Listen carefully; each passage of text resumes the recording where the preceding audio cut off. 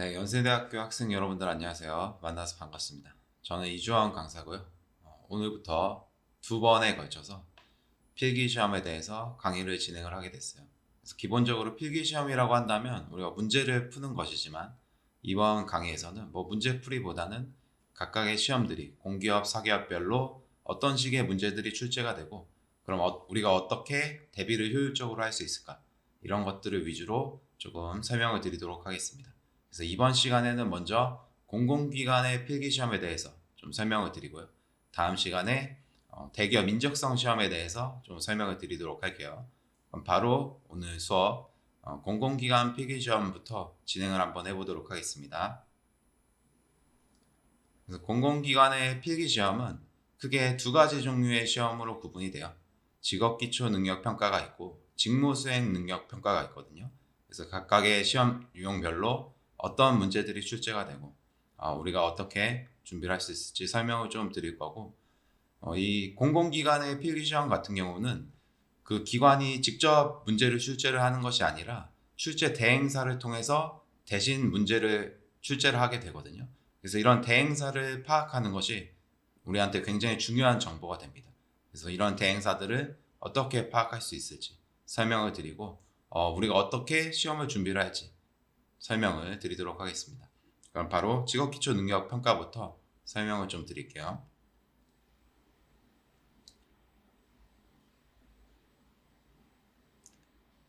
직업기초능력평가라고 하는 것은 여러분들이 이 직업기초능력에 대해서는 이미 들어보셨을 거예요.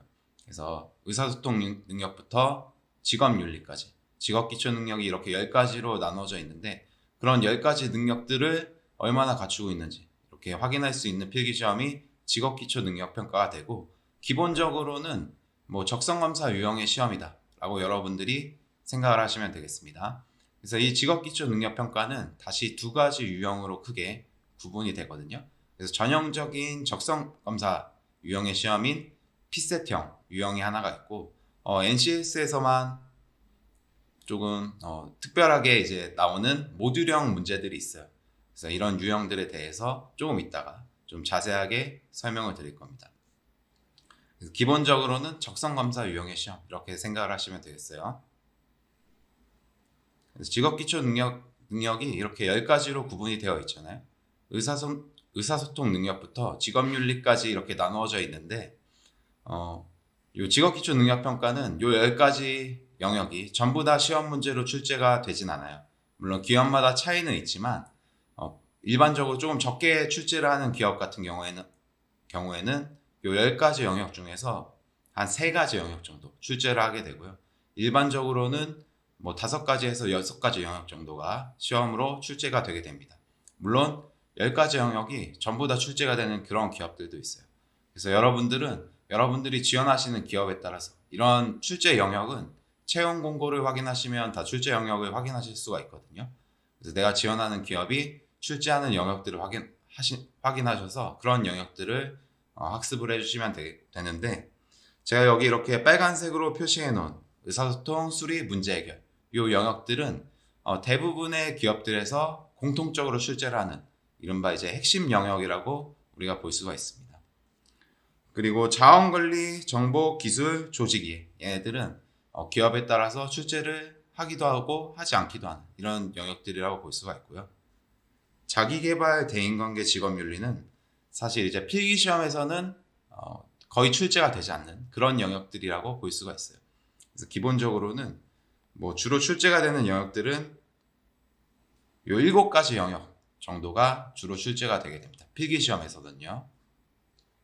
그래서 주요 공기업별로 실제로 어떤 영역들이 출제가 되나 확인을 해보면 기업마다 자원관리부터 조직 이해까지는 기업마다 출제를 하는 기업도 있고 하지 않는 기업도 있죠. 이 표에서. 하지만 의사소통부터 문제 해결은 보시다시피 표에 있는 모든 기업들이 공통적으로 출제를 하고 있어요. 그래서 여러분들이 기업이 정말 원하는 기업을 한 군데만 지원할 수도 있지만 일반적으로 우리가 준비를 하다 보면 여러 기업을 다 지원을 하게 되잖아요. 그래서 이렇게 공통적으로 출제가 되는 의사소통, 수리, 문제 해결은 좀 평소에 미리미리 준비를 하고 내가 지원하는 기업이 시험이 가까워졌을 때 이런 추가적인 영역들은 자원관리부터 조직이해까지 이런 추가적인 영역들은 내가 지원한 기업의 시험이 가까워졌을 때 조금 준비를 해볼 수 있는 그런 영역들이 되겠습니다.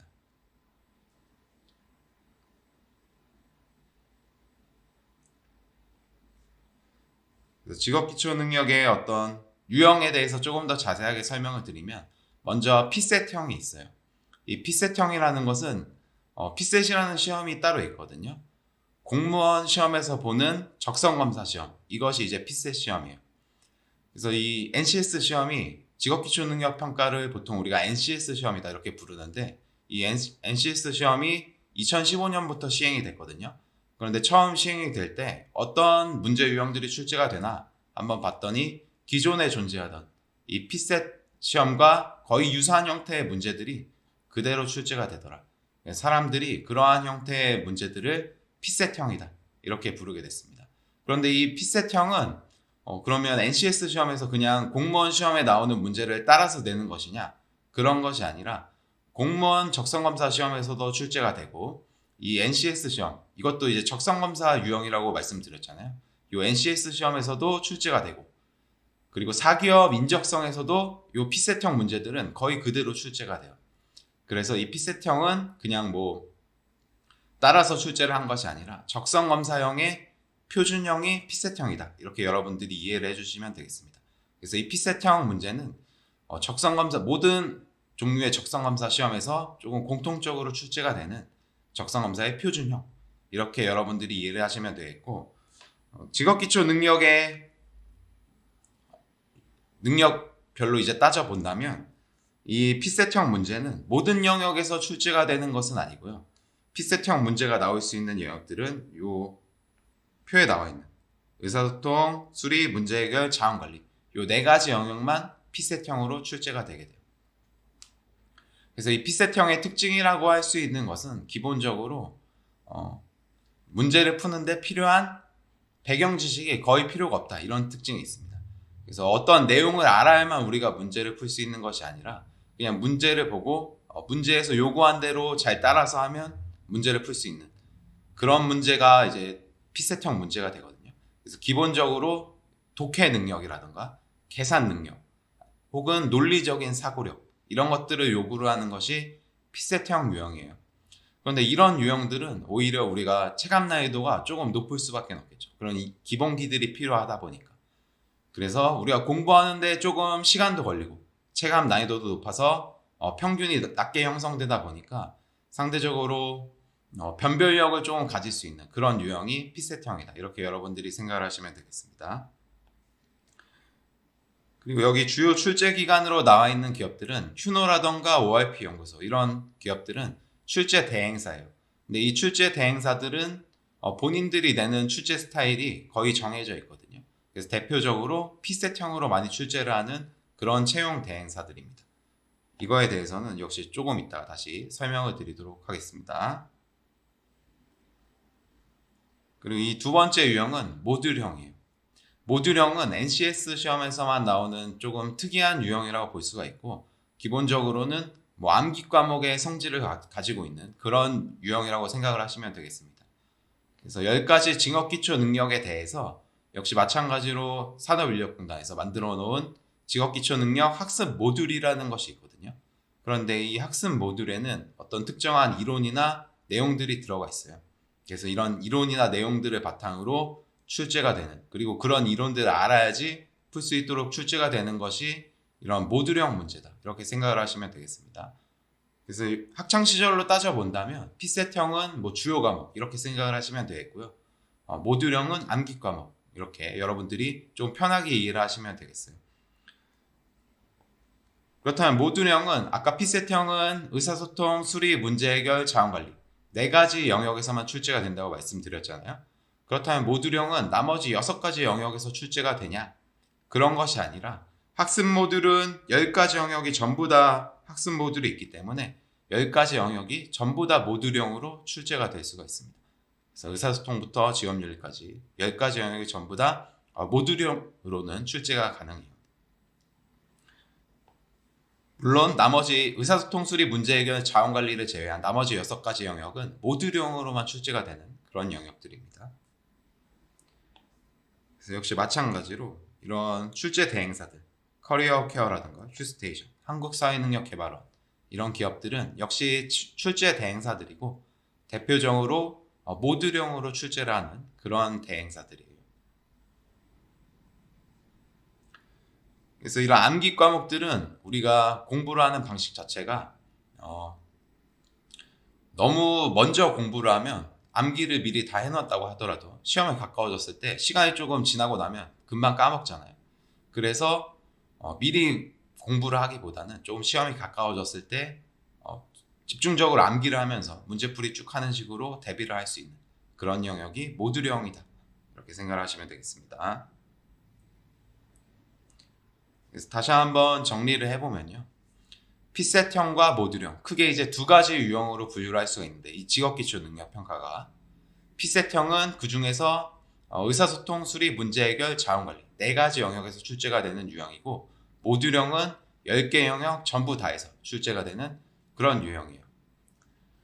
그런데 이 피셋형 같은 경우에는 아무래도 이런 독해 능력, 계산 능력, 논리적인 사고 능력 이런 기본기들이 필요하다 보니까 이런 기본기들을 학습하는 쪽으로 우리가 공부를 할 수밖에 없는 거고 뭐 이거는 공부뿐만이 아니라 우리가 어떤 일을 하더라도 이런 기본기들은 향상시키는데 시간이 조금 필요하잖아요. 그래서 좀 미리미리 공부를 하고 시간을 투자해서 미리 학습을 해야 되는 유형이 피셋형이다.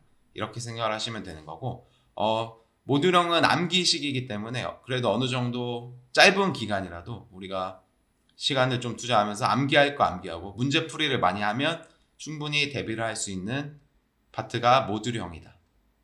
이렇게 여러분들이 생각을 해주시면 되는데 한 가지 안 좋은 소식은 최근에 이제 기업들은 뭐 피셋형, 모듈형 이 한 가지 유형으로만 출제를 하는 것이 아니라 시험 문제가 뭐 예를 들어서 50문제 정도다라고 한다면 뭐 피셋형이 대략 한 30문제 정도 그리고 모듈형이 20문제 정도 이런 식으로 피셋형과 모듈형을 섞어서 이렇게 출제를 하는 기업들이 드러나고 있는 추세예요. 그래서 그런 유형을 PD형이다 이렇게 부르고요. 이 PD형이 사실은 제대로 된 NCS 스타일의 공공기관 스타일의 시험이다 이렇게 생각을 할 수가 있겠죠. 그래서 앞으로도 이 PD형으로 출제를 하는 기업들이 더욱더 늘어날 것이기 때문에 여러분들은 어쨌거나 한 가지 유형만 학습을 할 수는 없는 거고 피셋형과 모듈형을 둘 다 대비를 하셔야 됩니다. 그래서 실제로 어떤 문제 유형들이 출제가 되나 영역별로 한번 확인을 해보면요. 의사소통 능력 같은 경우에는 이 피셋형 문제 유형들은 전형적인 비문학 독해라고 여러분들이 생각을 하시면 되겠어요. 그래서 우리가 수능 공부했던 것과 거의 유사하게 이런 지문이 나오고 지문에 있는 내용들을 파악하는 문제들이 출제가 되는 것이 의사소통 능력의 피셋형이 되고요. 다음 페이지를 보면 오른쪽에 3번 문제를 한번 보면요. 3번 문제는 뭐냐면 제시된 문서의 종류에 대해서 묻고 있거든요. 그렇다면 우리가 이 문제를 풀기 위해서는 보기에 나와 있는 문서의 종류들 기획서, 보고서, 기한서 이런 문서의 종류에 따른 특징을 우리가 미리 알고 있지 못하다면 이 문제는 풀기가 조금 어렵겠죠. 그래서 그런 것들이 이제 학습 모듈에 나와 있는 거고 그러한 내용들을 우리가 암기한 것을 바탕으로 풀이를 하는 것이 모듈형 문제가 됩니다. 그래서 이런 것들은 뭐 예를 들어서 내가 기획서가 어떤 유형이다 라는 것을 미리 공부한다고 하더라도 시간이 지나면 또 까먹을 수가 있는 거잖아요. 그래서 좀 시험이 가까워졌을 때 대비를 하는 그런 문제 유형들이 되겠죠. 그리고 혹은 이런 식으로도 문제가 출제가 돼요. 이 문제 같은 경우에는 독해 문제라고 볼 수가 있는데 전형적인 비문학 독해, 지문이 쭉 길게 나와서 그것을 읽고 우리가 푸는 문제 유형이 아니라 이런 회의록을 읽고 실용적인 이런 회의록들을 읽고 그 회의록의 내용을 파악하는 형태의 독해 문제들도 출제가 됩니다.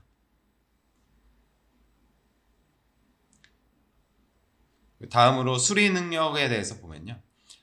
제가 직업기초 능력이 기본적으로 이렇게 피셋형과 모듈형 이렇게 나눠진다고 말씀을 드렸잖아요. 하지만 수리 능력 같은 경우는 조금 특이하게 그렇게 분류를 하지 않고 여기 나와 있듯이 응용 수리와 자료 해석으로 구분을 하게 돼요.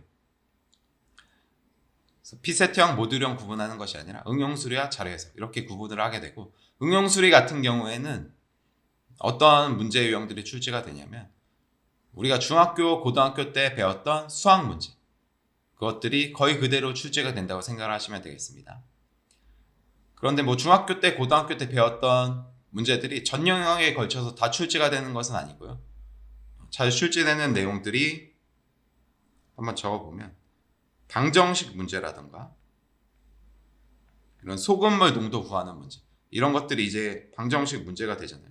방정식이라던가 경우의 수 확률,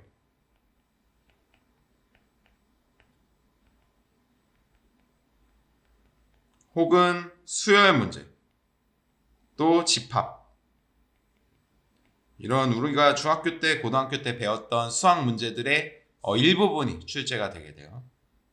그래서 혹시 여러분들 중에 수포자분이 있었다면 내가 이 응용수리를 어떻게 준비를 할까 굉장히 조금 고민이 될 수가 있거든요. 그래서 아예 포기하는 것은 조금 바람직하지 못하고 최소한 우리가 방정식 정도는 커버를 할 수 있도록, 이 응용수리 내에서 출제 비중이 가장 높은 것이 1차 방정식이거든요. 그래서 여러분들이 만약에 내가 좀 응용수리 쪽이 너무 약하다라고 한다면 전 영역을 커버하는 것은 조금 어려울 수 있어요. 하지만 우리가 효율적으로 공부를 하기 위해서는 최소한 1차 방정식 정도는 여러분들이 좀 학습을 해주시면 되겠습니다. 그래서 이런 것들이 출제가 되는 것이 응용수리고요. 자료 해석은 이 적성검사 유형의 시험에서 가장 중요한 파트라고 볼 수가 있어요. 출제 비중 자체도 상당히 높은 편이고 여러분들이 굉장히 어려워하는 유형이기 때문에 우리가 신경 써서 공부해야 되는 파트가 되거든요. 그래서 어떤 문제가 출제가 되는 거냐면 여기 나와 있듯이 이렇게 표라던가 그래프가 주어지고 우리는 이 표나 그래프에 있는 숫자들을 계산하면 되는 그런 문제 유형이 이 자료 해석이 돼요. 그럼 당연히 우리가 이런 표나 그래프를 읽을 줄 알고 계산이라고 해봤자 사칙 연산이거든요. 그냥 이런 계산들을 다 할 수 있는데 이 자료 해석이 왜 어렵냐? 시간이 많이 걸리기 때문에. 우리가 계산을 다 할 줄은 알지만 실제로 일상생활을 하면서 계산을 직접 할 일이 많이 없잖아요. 아무래도 시간이 많이 걸리기 때문에 좀 어려움이 있는 파트가 이 자료 해석이 됩니다. 그래서 오늘은 조금 시간상 설명드리긴 어렵고 아마 이제 다음 시간에 인적성 하면서 조금 여유가 된다면 이런 계산들을 어떻게 조금 빠르게 할 수 있을지에 대해서도 간단하게 조금 설명을 드리도록 하겠고, 출제 비중을 굳이 따져본다면 물론 기업마다 차이가 있지만 일반적으로 자료 해석이 한 60%에서 70% 이상 이렇게 출제가 되고요. 응용수리는 한 30%에서 40% 이 정도 출제가 돼요. 근데 이거는 뭐 일반 평균적인 수치고 기업에 따라서는 뭐 응용수리를 아예 출제를 하지 않고 자료 해석만 내고 이런 기업들도 있습니다. 그래서 출제 비중이 높고 어려운 이 자료 해석 굉장히 중요한 파트가 돼요. 다음으로 문제 해결 능력을 보면요. 이 왼쪽에 나와 있는 유형들이 명제 혹은 진실 게임 파트거든요. 그래서 14번 문제가 명제 파트예요. 이렇게 여러 개의 명제 역시도 우리가 수학 시간에 배웠던 내용들이죠. 그래서 어떤 참과 거짓을 구분할 수 있는 그런 문장을 우리가 명제라고 하는데 그런 것들을 판별하는 논리적인 사고를 통해서 판별하는 문제 유형이 명제, 그리고 아래쪽에 나와 있는 진실 게임, 누가 진실이고 누가 거짓인지를 역시 마찬가지로 파악하는 그런 문제 유형들이 명제와 진실 게임이 되는데 역시나 적성검사 유형 시험의 전형적인 유형이에요. 그래서 뭐 공무원 시험에서도 출제가 되고 공공기관 필기시험 혹은 사기업 필기시험 공통적으로 출제가 되는 전형적인 좀 피셋형 유형의 문제 유형이라고 할 수가 있습니다. 그런데 조금 NCS에서 특이한 점은 요 명제나 진실 게임 같은 경우는 기본적으로 우리가 분류를 굳이 한다면 핏셋형으로 분류를 하는 것이 맞지만 얘네들은 모듈형 출제 유형에서도 자주 출제가 되는 문제예요. 그래서 우리가 문제 해결 능력에서 조금 신경 써서 역시 공부를 해야 되는 그런 유형들입니다. 그리고 오른쪽 문제처럼 이런 시차를 계산하는 문제. 우리가 위치에 따라서 시차가 발생하게 되잖아요. 그래서 여러분들이 혹시 뭐 프리미어 리그를 좋아하신다면 항상 새벽에 경기를 하게 되죠. 시차에 따라서 이런 시간을 계산하는 그런 유형들도 문제 해결에서 많이 출제가 되는 그런 문제 유형입니다. 그리고 문제 해결 능력의 모듈형을 한번 보면요. 오른쪽 아래 문제를 보면 논리적 오류의 성격이 다른 하나를 묻고 있어요. 이 문제는 역시 마찬가지로 우리가 논리적 오류의 성격 이것들을 미리 종류별로 알고 있지 못하다면 풀기가 조금 어렵겠죠. 그래서 이러한 내용들을 역시 공부한 것을 바탕으로 풀이를 하는 것이 모듈형이다. 이렇게 생각을 하시면 되겠습니다.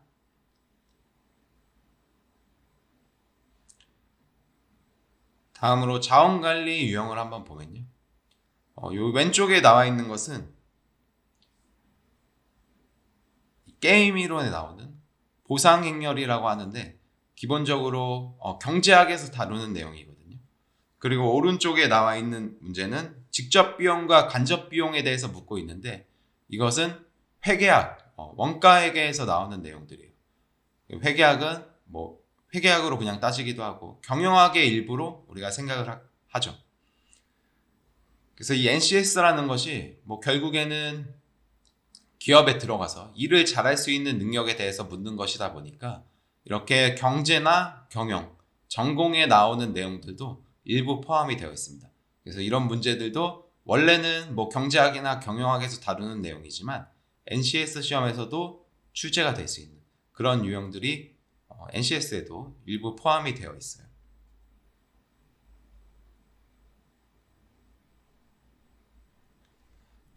그리고 그 외의 유형들은 모듈형이기 때문에 전부 다 어느 정도 이론을 조금 알아야지 풀 수 있는 문제 유형이다. 이렇게 볼 수가 있겠죠. 뭐 정보 능력 같은 경우에는 컴활 문제에 가까운 이런 문제들도 많이 출제가 되고 그런데 이 직업윤리 같은 직업윤리 문제를 한번 보면요. 문제가 뭐냐면 다음 중 직장 내 성희롱 성립 요건으로 옳지 않은 것을 물어봤거든요.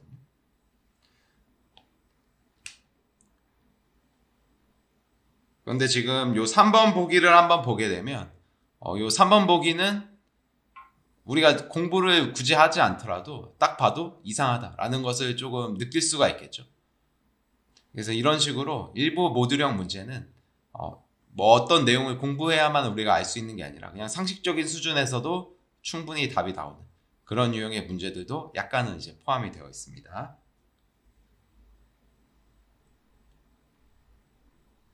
자, 그래서 여기까지가 이제 직업기초 능력에 대해서 간단하게 설명을 드렸고요.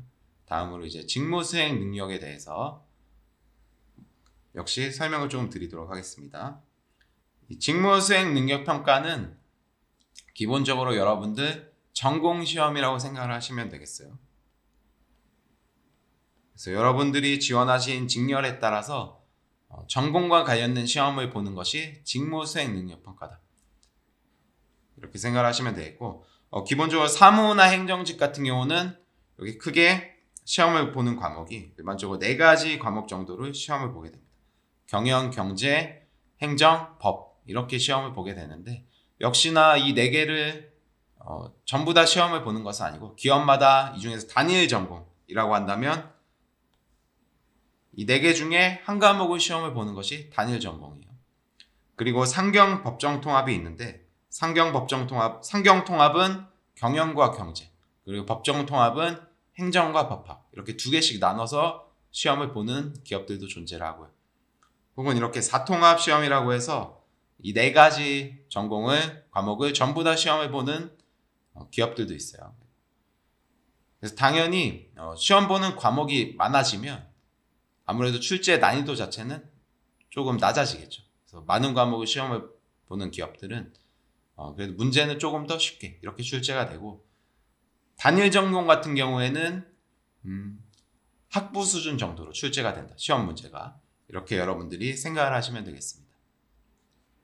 그리고 이공계열 같은 경우에는 역시 직렬에 따라서 시험을 보는데 난이도는 기사시험 수준이라고 생각을 하시면 되겠고요. 기사시험, 기사 자격증 자체가 가산점으로 주어지는 경우가 대부분이기 때문에 이 공공기관을 준비하시는 분들은 이공계 같은 경우에 졸업하기 전에 일단 기사시험부터 따놓고, 기사 자격증부터 따놓고 본격적으로 이제 준비를 하는 경우가 많죠. 그래서 역시나 어차피 우리가 필기시험도 준비를 해야 되고, 자격증, 기사 자격증 하나 정도는 있어야지 우리가 선택의 폭이 좀 넓어지거든요. 공공기관 중에서. 그렇기 때문에 가능하면 여러분들이 졸업하시기 전에 4학년 정도 되면은 그래도 학교 수업은 조금 여유 있게 우리가 들을 수가 있잖아요. 그래서 졸업하기 전에 미리 자격증을 따고 본격적으로 2학기부터나 혹은 졸업 이후부터 공공기관 준비를 시작하시는 것을 저도 추천드리고 싶습니다. 거의 기사 자격증 하나 정도는 필수라고 생각을 할 수가 있어요. 요즘에는. 그리고 예외적으로 이렇게 아예 다른 본인들의 기업과 관련이 있는 법률 지식 같은 것을 물어보는 기업들도 있어요. 그래서 건보라던가 심평원 이런 기업들은 건강보험법 이런 내용들을 시험을 보게 되고, 이런 건보법 같은 경우는 채용 공고와 같이 올려주거든요. 공부해야 되는 내용은 한 10몇 페이지 정도 되는데 그 범위에서 이 전공 시험을 출제를 하는 그런 기업들도 있습니다. 그래서 직무수행 능력평가에 대해서는 이렇게 간단하게만 설명을 드리도록 할게요. 다음으로 출제 대행사에 대해서 한번 살펴보면요. 앞서서 보셨듯이 이 피셋형과 모듈형은 출제 유형 자체가 상당히 달라요. 그래서 우리가 공부를 하는 방식도 조금 달라질 필요가 있는 거거든요. 그러면 우리가 적절하게 준비를 하기 위해서는 내가 지원하는 기업이 먼저 피셋형으로 출제가 되나, 모듈형으로 출제가 되나, 이것을 파악해야 되고, 피듈형으로 출제가 된다고 하더라도 출제 비중이 피셋형이 높은지 모듈형이 높은지 이런 것들을 미리 파악을 해야지만 그거에 맞춰서 우리가 준비를 잘 할 수가 있겠죠.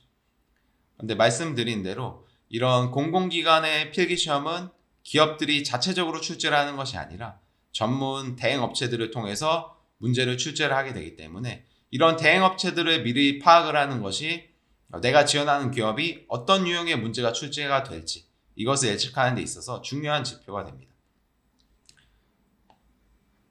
그래서 우리가 출제 대행사를 조금 파악을 해놓을 필요가 있는데, 한번 조금 예를 들어 본다면요. 여러분들 코레일이라는 기업 알고 계시죠? 한국철도공사. 코레일은 물론 모듈형도 일부 출제가 되지만 피셋형에 가깝게 출제가 되는 기업이라고 볼 수가 있습니다. 기본적으로 피셋형으로 출제가 되는 기업이라고 볼 수가 있거든요. 근데 이 코레일의 출제 대행을 예전에 요 한국사회능력개발원 이곳에서 한 적이 있어요. 근데 이 한국사회능력개발원은 대표적으로 모듈형으로 출제를 하는 기업이에요. 그래서 코레일 같은 경우에는 원래는 피셋형에 가깝게 출제가 되는 기업인데, 이 한국사회능력개발원에서 출제 대행을 한 해에는 거의 모듈형에 가깝게 이렇게 출제가 된 적도 있습니다. 그래서 그 당시에 준비를 하셨던 분들이 굉장히 당황을 많이 했어요. 이거 코레일 출제 경향이 바뀐 거 아니냐, 이런 얘기를 많이 했는데, 그 다음에 코레일의 출제 대행은 보통 휴노에서 많이 하거든요. 그리고 휴노는 피셋형으로 출제를 하는 기업이에요. 그래서 다시 휴노로 이제 출제 대행사가 바뀌게 되면서 원래 스타일대로 피셋형에 가깝게 출제 유형이 돌아온 적도 있었거든요. 그래서 이런 출제 대행사를 미리 확인하는 게 출제 유형을 예측하는 데 있어서는 상당히 중요하다고 볼 수가 있는데, 그러면 이런 출제 대행사들은 어떻게 확인을 할 수가 있나?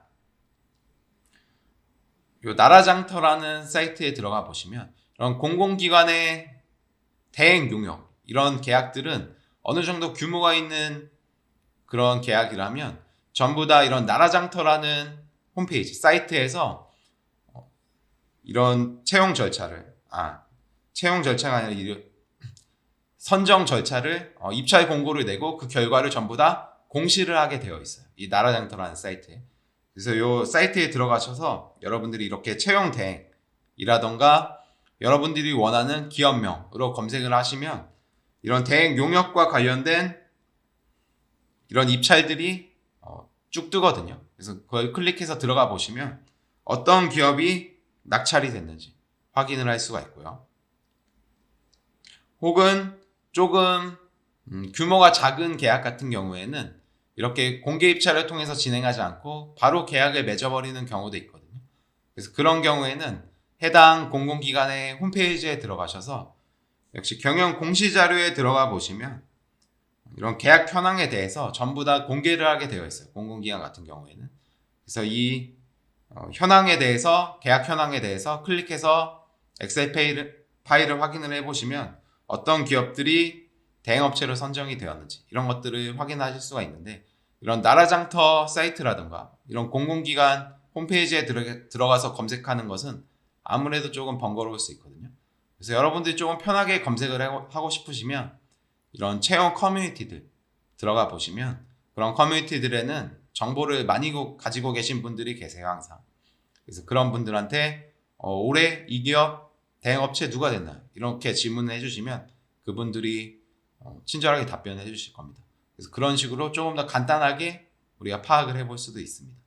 그래서 어쨌거나 미리 대행사를 확인하는 것은 상당히 중요하다고 여러분들이 생각을 좀 해주시면 되겠어요.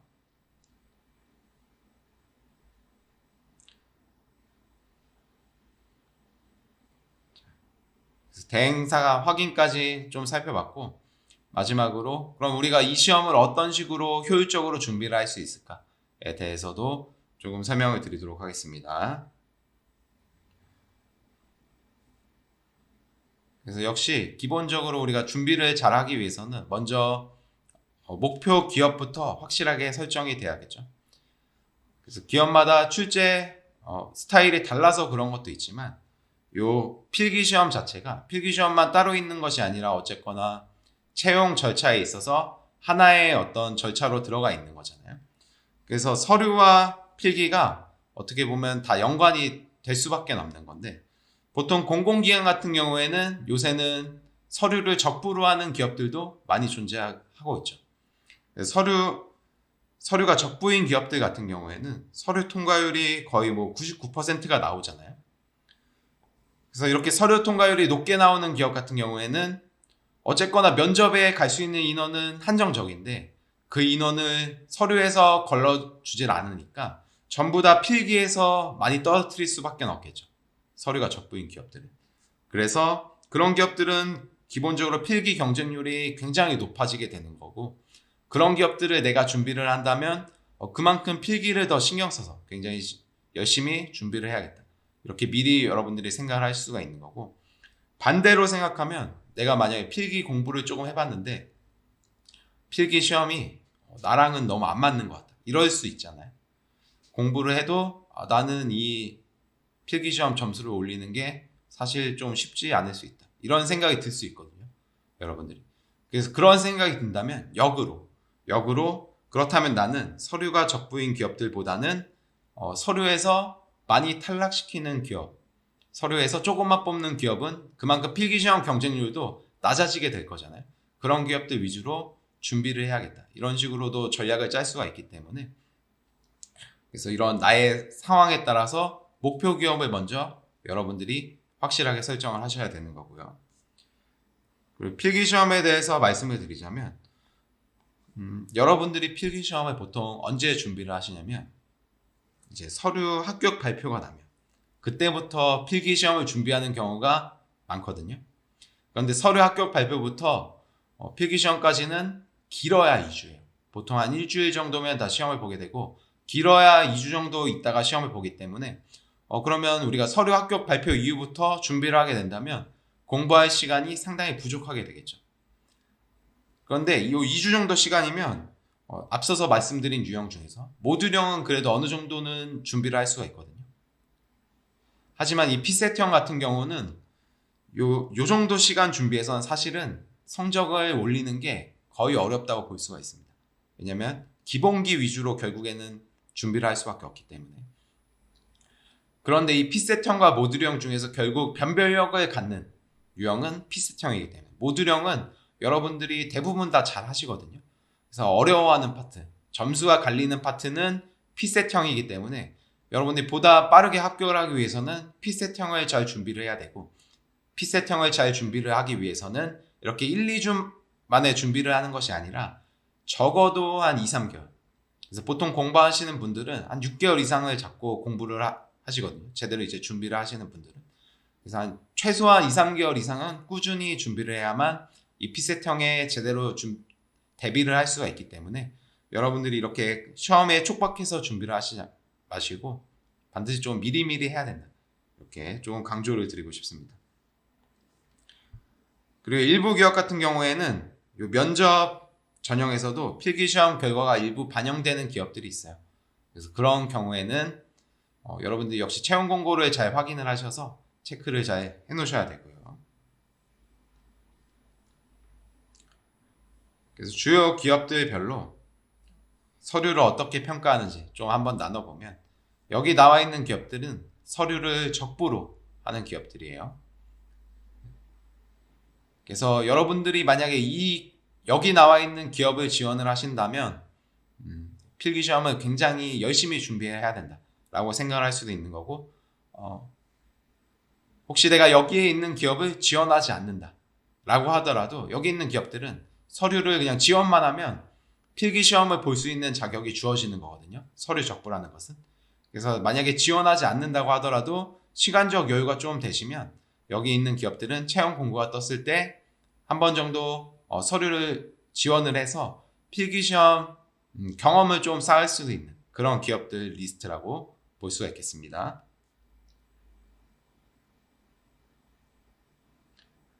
그리고 이 기업들은 자소서의 내용은 보지 않고 이런 영어 점수라던가 자격증 이런 가점으로 자르는 그런 기업들이에요.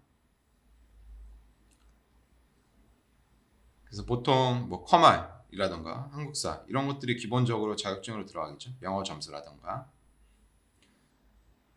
그리고 요 앞에 있는 서류가 적부인 기업들 같은 경우에도 가산점이 보통 존재하거든요.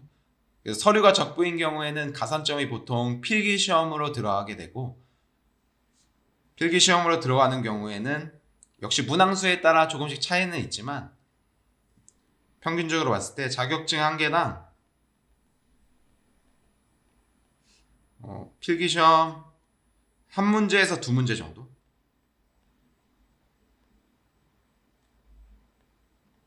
이 정도라고 생각을 하시면 되겠어요. 서류가 적부인 기업들 같은 경우는. 그래서 뭐 자격증을 미리 딸 수 있으면 조금 도움이 되는 건 맞는데, 너무 시험이 가까워졌을 때는 뭐 우리가 한두 문제 정도 이득 보자고 자격증 준비를 따로 하는 것보다는 필기시험을 준비를 더 잘하는 게 좋을 수도 있고요. 좀 여유가 있다면 그래도 자격증을 따는 것이 도움이 되겠죠. 이런 기업들이라고 하더라도요.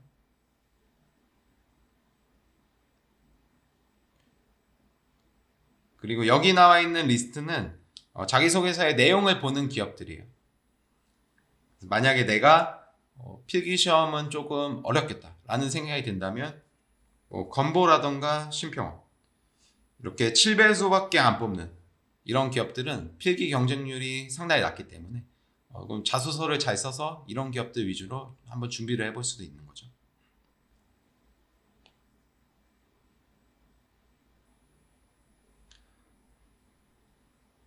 다음으로 필기시험 평가 방식에 대해서 좀 설명을 드리면, 이 적성검사 유형시험의 가장 큰 특징이라고 할 수 있는 것이 뭐냐면 이 두 가지거든요. 배점 차이와 풀이 시간이에요. 그래서 우리가 지금까지 봤던 시험들은 거의 배점 차이가 있는 시험들을 많이 봤거든요. 수능도 그렇고 대학교 뭐 전공 시험도 마찬가지고 일반적으로 이 시험들은 쉬운 문제는 배점이 낮고 어려운 문제는 배점이 높은 시험들을 우리가 지금까지 봐왔어요. 하지만 요 NCS 시험에서는 어려운 문제, 쉬운 문제 물론 나눠져 있지만 그 문제들이 배점이 차이가 있진 않아요. 그렇기 때문에 조금 어려운 문제보다는 우리가 쉬운 문제부터 우선적으로 좀 풀어야 되는 거고, 요 풀이 시간이 역시나 또 중요한 내용인데, 이 시험에서 변별력을 갖는 요소, 요 피셋형 문제가 뭐라고 말씀드렸냐면, 우리가 어떤 내용을 알지 못한다고 하더라도 그냥 문제를 보고 잘 이제 문제를 해석을 하면 풀 수 있는 문제다, 이렇게 말씀을 드렸잖아요. 그래서 이 피셋형 문제는 사실은 시간만 충분히 있으면 오히려 우리가 못 풀 수가 없는 문제예요. 문제를 잘 보면 틀림없이 풀 수 있으니까. 그래서 이 NCS 시험에서는 어떤 식으로 그러면 시험 난이도를 조절을 하냐, 풀이 시간을 굉장히 짧게 해주는 거죠. 그래서 우리가 시간만 있으면 다 풀 수 있는 문제를 시간을 굉장히 짧게 줌으로써 다 풀지 못하도록 만드는 그런 시험이 이런 NCS 시험이 되거든요. 그렇다면 우리가 이 시험을 좀 효율적으로 준비를 하기 위해서는 어려운 문제, 쉬운 문제, 배점 차이도 없고 시간은 부족한 그런 시험이기 때문에 쉬운 문제를 조금 우선적으로 풀이를 하고 어려운 문제는 뒤로 미뤄서 나중에 풀거나 혹은 시간이 정 부족하다면 풀지 않고 넘어가는 쪽으로, 이렇게 우리가 전략을 조금 세워볼 수가 있습니다. 그래서 이 시험은 사실은 100점을 맞기 위해서 준비하는 시험은 아니거든요. 우리가 합격 커트라인만 넘으면 되는 시험이기 때문에 100점을 맞을 필요도 없고 100점을 맞기 위해서 준비를 하는 것도 효율적인 공부 방식은 아니에요. 우리가 너무 어려운 문제, 이런 것들은 좀 버릴 건 버리면서 확실하게 풀 수 있는 문제들을 확실하게 풀도록 준비를 하는 것이 조금 효율적인 방식이 되는 유형이 요 NCS 시험이 됩니다. 그리고 제가 여기서 한 가지 정도만 더 말씀을 드리자면, 여러분들이 공부를 하시다 보면 요 문항당 1분 내외, 이거에 너무 꽂히는 경우가 있거든요.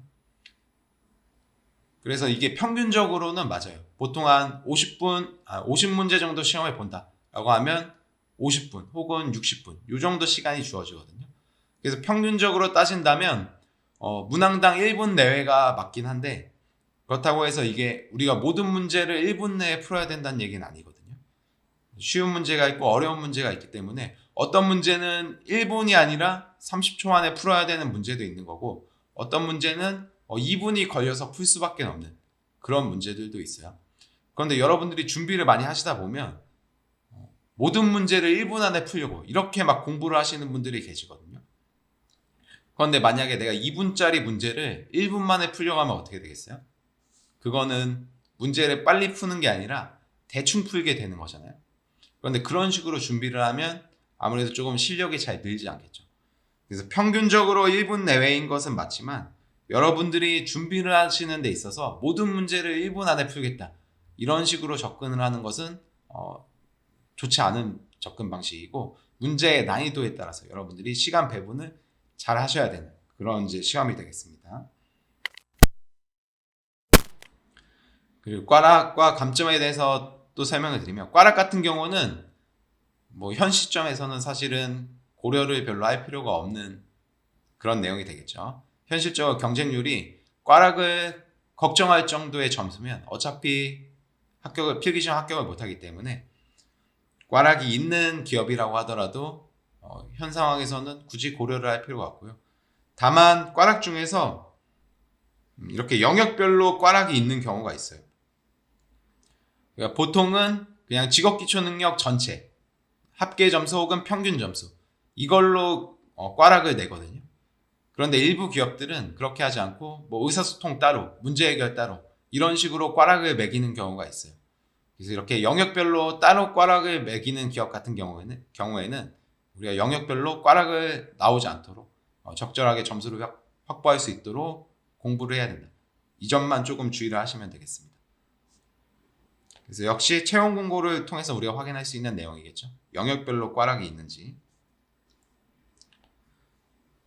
그리고 감점에 대해서 한번 보면요.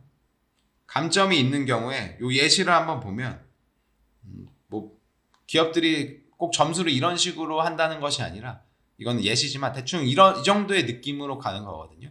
그러니까 우리가 정답을 맞췄을 때 얻을 수 있는 점수가 오답으로 틀렸을 때 감점되는 점수보다는 높아요. 감점이 있는 기업 같은 경우에는. 그래서 만약에 감점이 있는 경우에 문제를 많이 못 풀었어요. 그럼 어떻게 해야 되냐? 만약에 여러분들이 문제를 봤어요. 그래서 한번 풀어봤는데 보기가 2개 중에 헷갈려요. 예를 들어서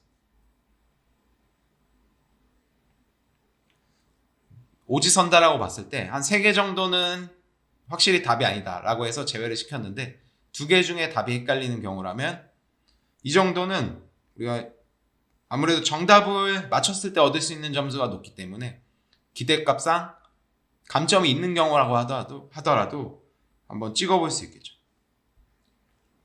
그런데 만약에 내가 문제를 보지도 못했어요. 그래서 찍으려면 보기 5개 중에 하나를 찍어야 돼요. 그런 경우는 어떻게 되겠어요? 그런 경우에는 감점이 있는 기업이라면 찍지 않고 그냥 공란으로 냅두는 게 기대값상 낮다고 볼 수가 있겠죠. 만약에 감점이 없는 기업이라면 당연히 이제 못 푼 문제는 다 찍으면 되는 거고. 그래서 감점에 대해서는 이 정도의 느낌으로 여러분들이 기억을 해주시면 되겠습니다. 그래서 오늘 시간은 이 NCS 필기시험에 대해서 좀 간단하게 살펴봤고요. 어떤 식으로 구성이 되고 평가 방식이 어떻게 되는지까지 살펴봤고요. 다음 시간에 우리가 요 인적성 같이 다시 보면서 인적성과 요 NCS 시험도 유사한 면이 많이 있거든요. 그래서 인적성 보고 뭐 문제들도 한두 문제 정도는 보고요. 그래서 어떻게 대비를 할 수 있을지, 이 NCS 시험과 인적성을 어떻게 공부를 하면 좋을지에 대해서도 다음 시간에 이어서 설명을 드리도록 하겠습니다. 그리고 오늘은 여기서 마무리하도록 할게요. 다들 고생 많으셨습니다.